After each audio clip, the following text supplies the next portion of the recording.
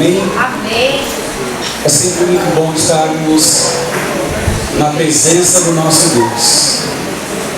E para mim ainda é uma honra, né, muito grande, eu tive muita alegria estar aqui mais uma vez.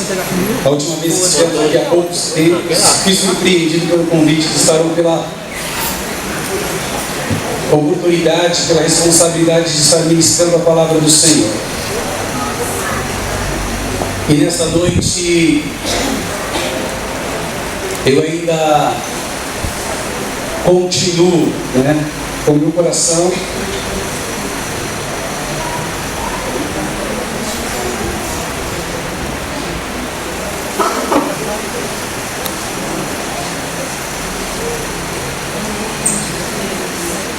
e me sinto muito ainda apreensivo, se os irmãos podem notar. Deus tem nos dado a graça de estar ministrando em alguns lugares, em algumas cidades. Quarta-feira passada estivemos em Araraquara ministrando a palavra de Deus. Foi algo sobrenatural da parte de Deus que aconteceu naquele lugar. Aleluia, Deus. Mas quando eu entro nesse lugar, é algo diferente que acontece. Amém, Jesus. Eu sei que Deus está aqui, eu sei que o Espírito Santo de Deus está agindo neste lugar. Mas o coração fica um pouco agitado, pastor Inácio. Mas eu tenho certeza que Deus vai falar ao seu coração. Aleluia. Eu fui recebido pelo pastor Isidoro na porta. Irmãos do céu, vocês não têm noção de como o coração virou um rebuliço. A irmã Neide ali, a irmã Fátima lá atrás, meu Deus. De repente vem um moreno, olha para mim e fala: você lembra de mim? E ele fala: não, eu não lembro de você. Ele fala: olha para minha mãe que você vai lembrar. Eu olho a irmã Terezinha, eu falei: é o Samuel. Meu coração começou a tremer, eu comecei a chorar. Eu já choro por natureza, quem me conhece sabe disso. E estar aqui aguça as minhas emoções. Mas eu fico feliz, eu me sinto muito mais ainda honrado por estar aqui, por participar desse congresso, por ter a responsabilidade de não só junto com vocês adorarmos ao Senhor, mas a responsabilidade de ministrar a palavra do Senhor ao coração de vocês. Eu sei o quanto é arriscado. Obrigado, querido, Deus te abençoe grandemente. Eu sei o quanto é arriscado nós trazermos alguém ao púlpito, à tribuna da nossa igreja para ministrar a palavra de Deus. Eu já pastoreei igrejas, já pastorei uma igreja, tive problemas em relação a isso. Então, quando nós subimos à tribuna, nós focamos o nosso pensamento em Deus e buscamos dele a palavra correta para trazer para o coração da igreja. Porque eu tenho certeza que se alguém que sobe aqui profere uma palavra desconcertada, desconexa com a palavra de Deus, vai refletir na igreja e depois recai sobre o pastor a responsabilidade de arrancar essa palavra contaminada e trazer cura para o coração dos irmãos. Mas eu garanto para os irmãos, eu prometo ser fiel à palavra de Deus mais uma vez, para poder trazer ao teu coração uma palavra que vai edificar a sua vida em nome de Jesus. Aleluia. Amém, querido? Eu quero que você abra a sua Bíblia no livro de Lucas. Amém? Eu externo meu carinho a todos os irmãos, todos os meus familiares, que se eu for citar nomes vai discorrer muito tempo, né? Mas eu tenho um carinho muito grande por este lugar, pelos irmãos, pela minha família que está aqui, né? Adorando a Deus juntamente comigo. E muito obrigado, Deus abençoe a todos. Livro de Lucas, no capítulo 8, queridos, a partir do versículo 40, nós vamos ler um texto da palavra de Deus bastante conhecido. Glórias a Deus por isso.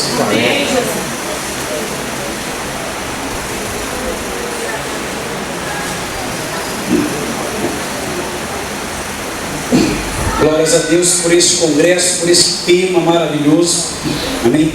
Por esse contexto maravilhoso, e eu tenho certeza que é um contexto profético para a sua vida, amém? Se o teu ano, se os teus 11 meses passados, pois hoje é dia 1º de dezembro, foram meses de sequidão, meses áridos, de muita dificuldade, Eu tenho certeza que Deus, com certeza, já está preparando um novo tempo para a sua vida, como está ali, naquele banner muito lindo. Eu tenho certeza que uma nova história Deus está reservando para a sua vida. Nós vamos ver, queridos. Lucas capítulo 8, versículo 40. A palavra de Deus diz assim: ao regressar Jesus, a multidão recebeu com alegria, porque todos o estavam esperando. Eis que veio um homem chamado Jairo, que era chefe da sinagoga. Diga assim, queridos: chefe da sinagoga. Chefe da sinagoga. Diga mais uma vez bem forte agora. Chefe da sinagoga. E prostrando-se aos pés de Jesus, lhe suplicou que chegasse até a sua casa, pois ele tinha uma filha única de uns 12 anos, que estava à morte. Enquanto ele ia, a multidão o apertava, e certa mulher que havia 12 anos vinha sofrendo de uma hemorragia, e a quem ninguém tinha podido curar, e que gastara com os médicos todos os seus haveres. Veio por trás dele e lhe tocou na orla da veste. Diga: orla. Orla. Glórias a Deus. E logo se lhe estancou a hemorragia. Mas Jesus lhe disse: quem me tocou? Como todos negassem, Pedro com seus companheiros disse: mestre, as multidões te apertam e te oprimem, e dizes: quem me tocou? Contudo, Jesus insistiu: alguém me tocou, porque senti que de mim saiu o poder. Veio a multidão veio a mulher, que não podia ocultar-se, aproximou-se trêmula, e prostrando-se diante dele, declarou na vista de todo o povo a causa por que lhe havia tocado e como imediatamente fora curado. Então lhe disse: filha, a tua fé te salvou, vai em paz. Falava ele ainda quando veio uma pessoa da casa do chefe da sinagoga, dizendo: a tua filha já está morta, não incomodes mais o mestre. Mas Jesus, ouvindo isso, lhe disse: não temas, creia somente, e ela será salva. Tendo chegado na casa, ninguém permitiu que entrasse com ele, senão Pedro, Tiago e João, e bem assim o pai e a mãe da menina. E todos choravam e pranteavam, mas ele disse: não chore, ela não está morta, mas dorme. E riram-se dele, porque sabia que ela estava morta. Entretanto, ele tomando-a pela mão, disse-lhe em alta voz: menina, se levanta. Voltou-lhe o espírito, ela imediatamente se levantou, e ele mandou que lhe dessem de comer. Seus pais ficaram maravilhados, mas ele lhes advertiu que a ninguém contasse o que havia acontecido. E você diga amém. Amém. Você sabe o que eu acho impressionante? Não é aquela da energia que eu acho impressionante, viu? Isso foi só um efeito especial para que os irmãos ficassem mais atentos. Glória a Deus. Sabe o que eu acho impressionante no nosso Senhor Jesus Cristo, amados? É que Ele sempre está pronto para abençoar. Aleluia. Essa é a verdade. E isso desde todos os tempos. Os irmãos podem perceber que no livro do Gênesis, quando o homem tropeça, quando o homem cai, não foi naquele momento que o plano de salvação havia sido preparado. Porque quando nós olhamos para a palavra, a Bíblia diz que o Cordeiro havia sido quando? Desde antes da fundação do mundo. E o homem pegou depois do mundo formado. Ou seja, Deus, na sua onisciência, conhecedor de todas as coisas, depois que o homem peca, ele começa a colocar em ação um plano que ele já havia elaborado antes da fundação do mundo. Amém, Senhor. Isso, amados, nos mostra o quanto o nosso Deus é pronto para nos dar a vitória quando nós recorremos a Ele. Amém. O que ele fala através do profeta Jeremias, no capítulo 33, versículo 3: clama a mim que eu vou responder para vocês. Eu vou anunciar coisas grandes e firmes que vocês não sabem. Essa é a questão. Quando Lázaro adoeceu, o que Jesus fez? Jesus se prontificou. a ir à casa dele em Betânia para levar solução. A bem da verdade é que Deus não trabalha como nós pensamos. Ele está pronto, mas do jeito dele.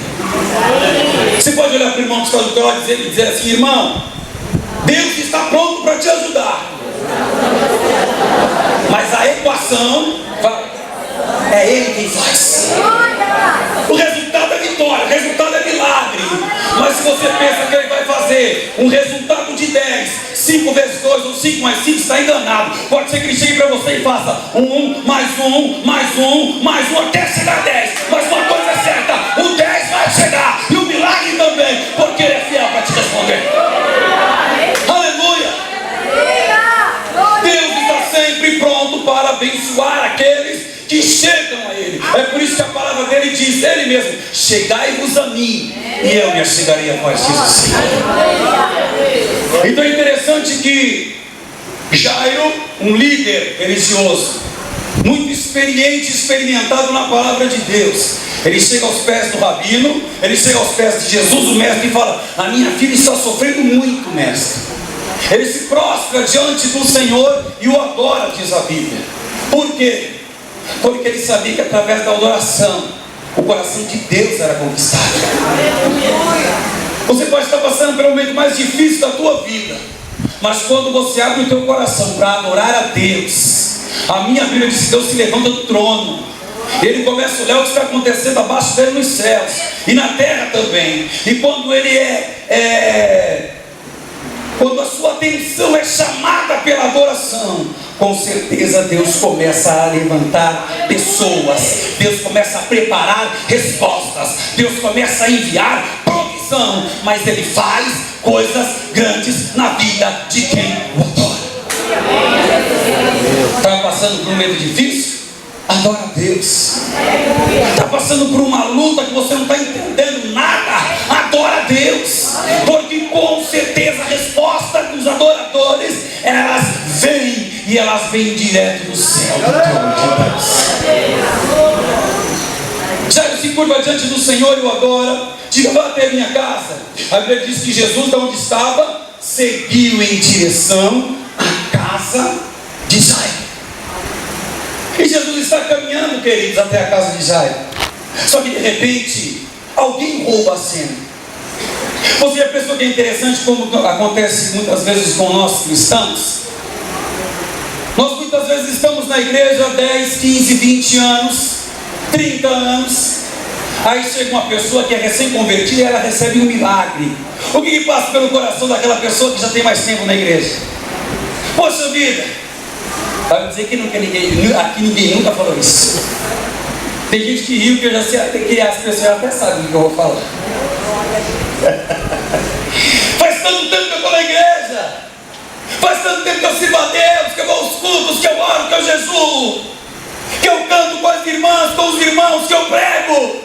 Chegou uma pessoa ontem para a igreja, aceitou Jesus e já recebeu bênção. Aleluia! Eu quero que você entenda uma coisa: Deus é soberano todo o tempo, e Ele tem a hora certa para dar vitória àquele e para dar vitória a este.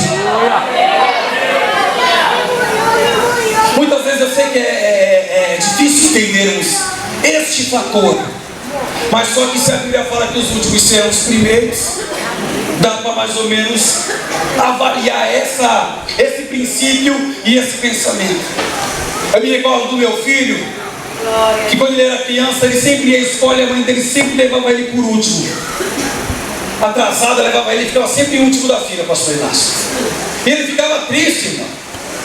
E ele chegava assim: mas por que toda vez que eu chego na escola eu sou o último da fila? Aí a mãe dele falou só assim: filho, a Bíblia diz que os últimos serão os primeiros. Ele não falou mais nada. E os dias seguiram, ele continuou chegando em último. Teve um dia desses que ele chegou em último, como sempre. Só que o tempo fechou e começou a chover. O tempo fechou e começou a chover. Quando o tempo fechou, o primeiro da fila estava de frente para a entrada da sala. Só que da onde o primeiro estava até a entrada para as salas tinha um espaço aberto e a chuva estava caindo.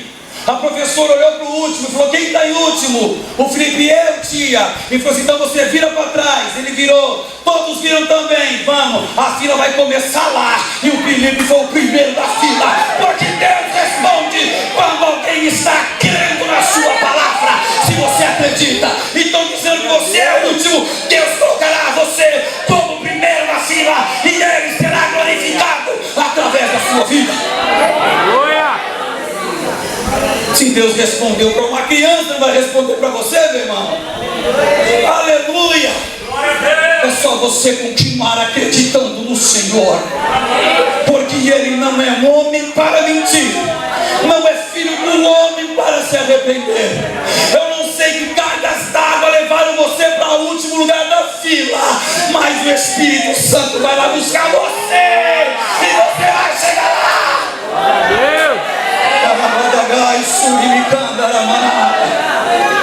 Aleluia.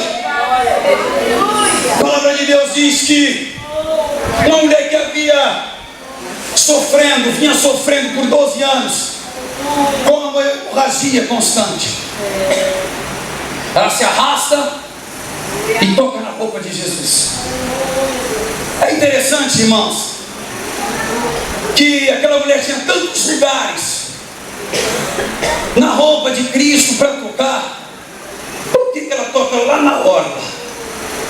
Você podia pegar na manga, podia pegar na gola, podia pegar na cintura, podia pegar aqui na parte da coxa, na canela. Por que ela pega na orla? Tem alguns irmãos que pregam dizendo que Jesus, que a mulher tocou na barra, né, da veste de Jesus, mas não foi na barra, foi na orla. Porque a orla era uma peça que fazia parte da vestimenta e ainda faz parte da vestimenta de alguns judeus ortodoxos. E essa peça chamada orla, ou chamada de franja, é uma peça que os judeus usavam junto com as suas roupas. Por quê? Porque quando eu abro a minha Bíblia, no livro de Números, no capítulo 15, do verso 37 ao 41, Jesus fala a respeito dessa orla, pastor. Glória a Deus, aleluia. Deus dá ordem a Moisés e fala: todas as gerações, Moisés, quando estiver fazendo uso das suas vestimentas, usará a orla ou a franja. São duas pontas que descem para frente dos vestidos e duas franjas que descem para trás. Qual é o propósito disso? Glória a Deus, aleluia. A confecção destas franjas, destas orlas, elas representavam a palavra de Deus. E Deus disse: Moisés, quando o povo usar aquilo, eles vão ter que olhar para ela no seu andar e saber de uma coisa: eles têm compromisso com a minha palavra em andar em obediência, em se desviar do mal e estar em santidade. Se você abrir a tua Bíblia em Números, depois você pode ler, porque o tempo não vai permitir que eu leia. Você vai entender isso. Ou seja, quando aquele povo olhava para as orlas, para as franjas, eles lembravam que eles tinham um compromisso com a palavra. É a mesma coisa quando você quer lembrar de alguma coisa e você está no seu trabalho, aí você amarra uma fitinha no dedo, no braço, aí quando você olha para a fitinha, você fala: eu tenho que fazer tal coisa. Jesus mandou eles colocar aquelas orlas para que eles se lembrassem da palavra. Aí o que acontece, meu irmão? Quando aquela mulher sai, ela não pega na gola, ela não pega na coxa, ela não pega no braço, ela vai na orla. Sabe por quê? Ela está querendo dizer para Jesus assim: eu sei aonde eu estou pegando, Nazareno, eu sei o que significa isso, eu sei que isso é palavra, e a palavra tem poder, então eu pego na palavra, porque eu sei que se eu tocar, eu vou ser curada. Aleluia!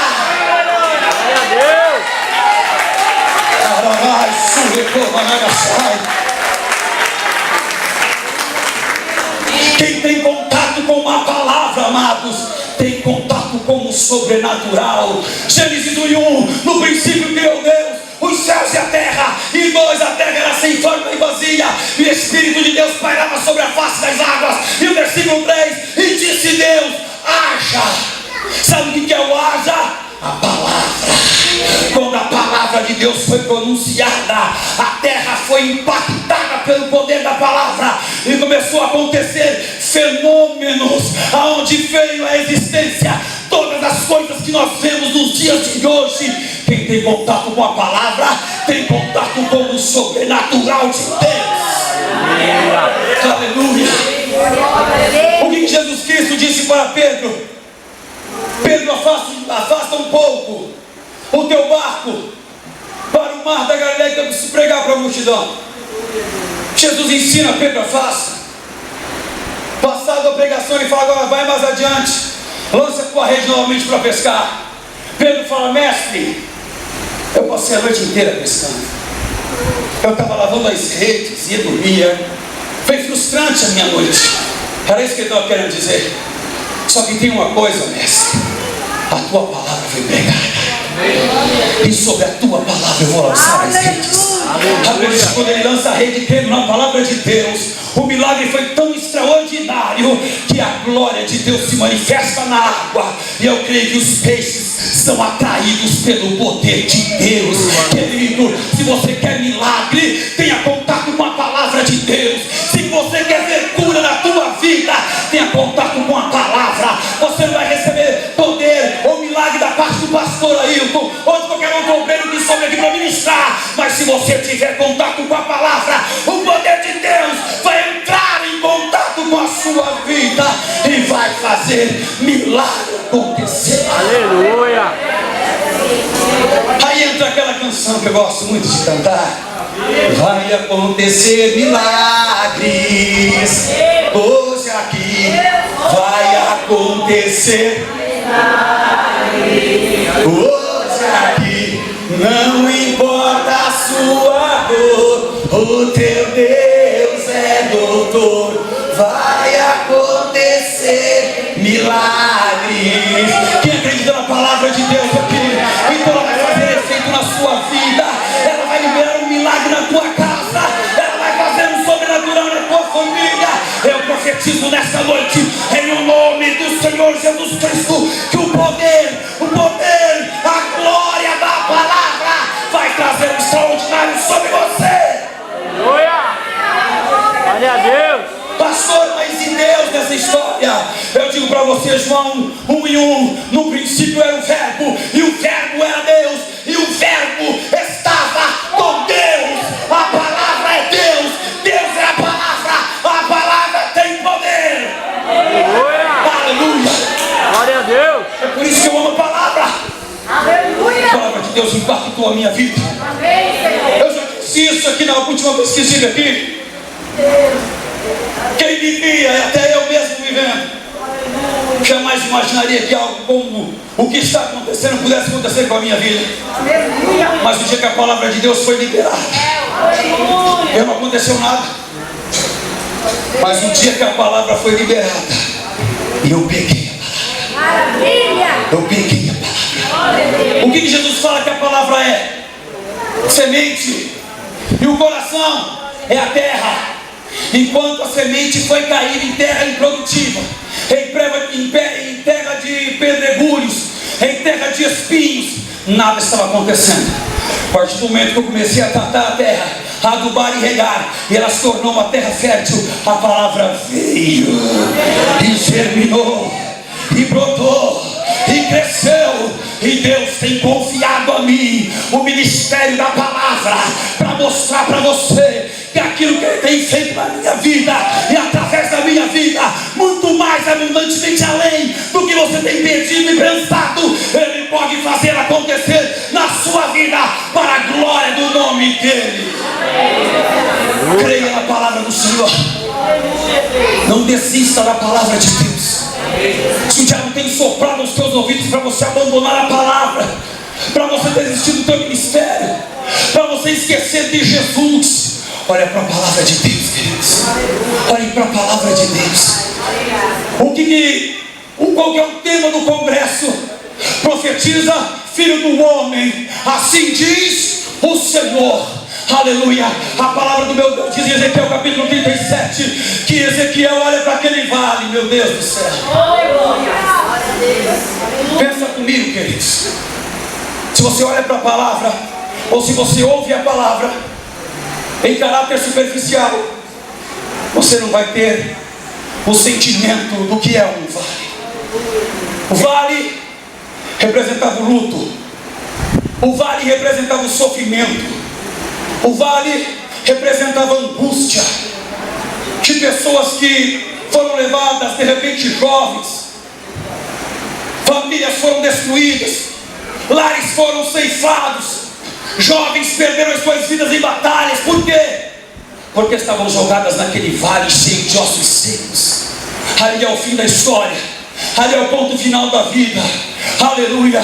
Eu não sei o que o diabo disse para você, ou quem o diabo usou para fazer afrontas a você, mas se o diabo colocou um ponto final na tua história, eu profetizo que nesta noite, no encerramento desse congresso, Deus vem com a sua tenaz e Ele vai pôr uma vírgula embaixo desse ponto, e a tua história vai continuar, porque a história de quem acredita em Deus não acaba, a não ser quando Deus determina o fim da tua história.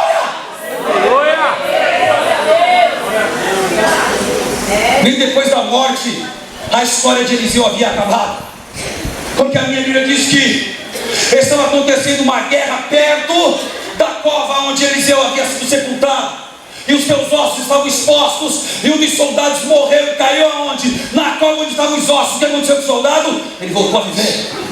A história de Eliseu estava continuando, querido.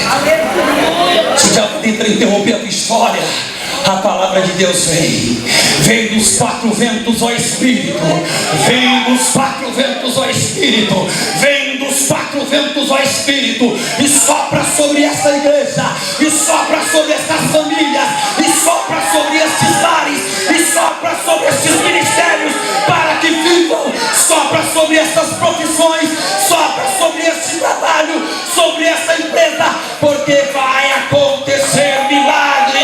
Está acontecendo milagre. Se você acredita que a palavra de Deus é verdade, toma posse do teu milagre hoje aqui, toma posse do teu milagre hoje aqui, toma posse da tua vitória hoje aqui, e você vai ter muita história para contar de hoje em diante, depois desse congresso, para a glória do Rei dos Reis e do Senhor dos Senhores. Glória a Deus. Louvado seja Deus. Aquela mulher sabia onde ela estava tocando, querido.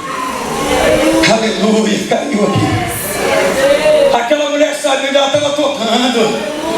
Tem gente que você mulher tocou na veste e foi curada. Não, ela viu a orla, ela olhou para a orla, ela falou: aquilo ali tem sentido, aquilo ali tem significado, aquilo ali tem poder. Se o Messias está usando aquilo, se o Mestre está usando aquilo, é porque ele tem compromisso com aquilo. Então eu vou pegar. Ela agarrou a palavra. Guarda a palavra de Deus no teu coração, para você não pegar contra ele, diz o salmista.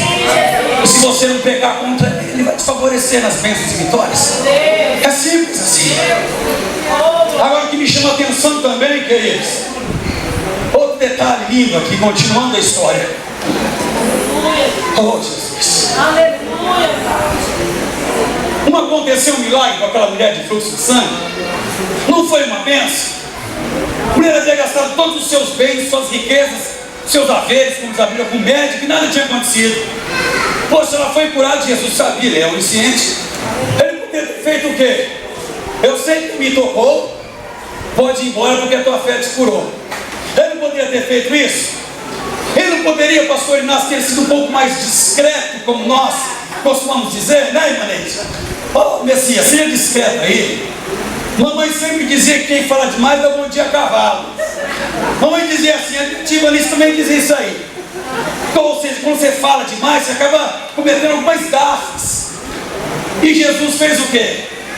Cometeu uma suposta gafe. Por quê?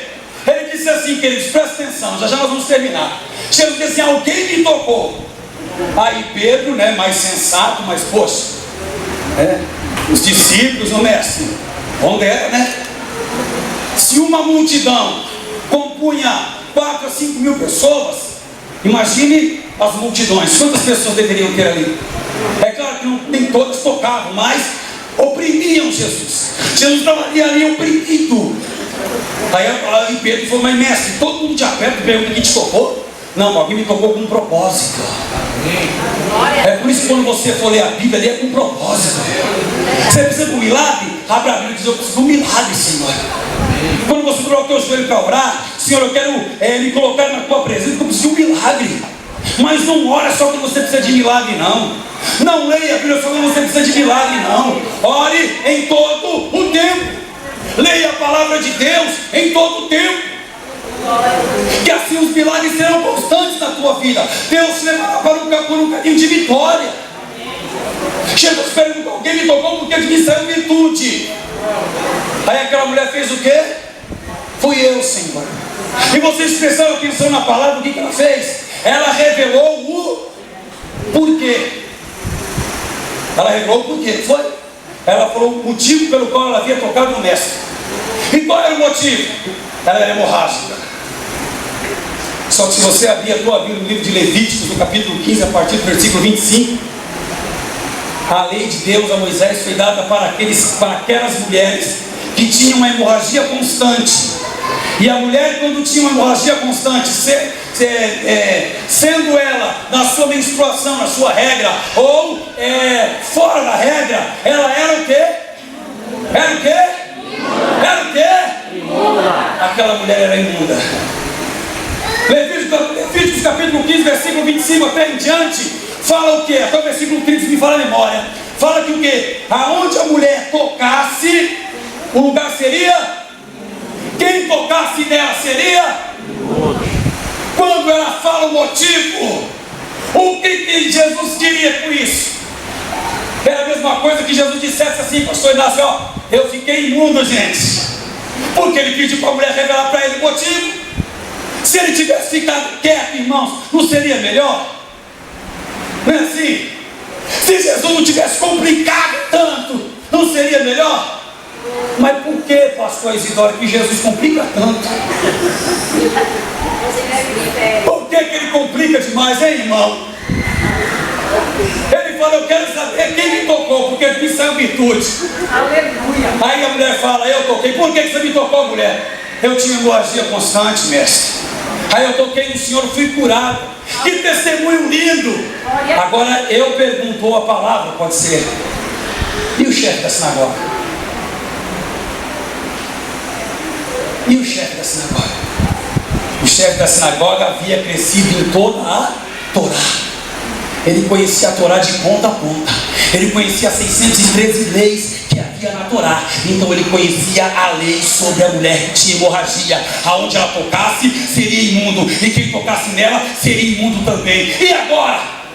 Como levar alguém que está imundo para a sua casa? Essa é a questão. Ele pensou: meu Deus, essa mulher contaminou o mestre. O mestre está na minha casa, mas ele não pode, ele está imundo. Aí enquanto a mulher falava, que eu creio que era o pensamento dele sobre isso, de Jairo, vem alguém e fala: não incomoda mais o mestre não, porque a tua filha morreu. Aí eu não sei se nesse momento ele fica triste pela morte da filha, ou aliviado em saber que Jesus não ia mais dar imundizar a casa dele.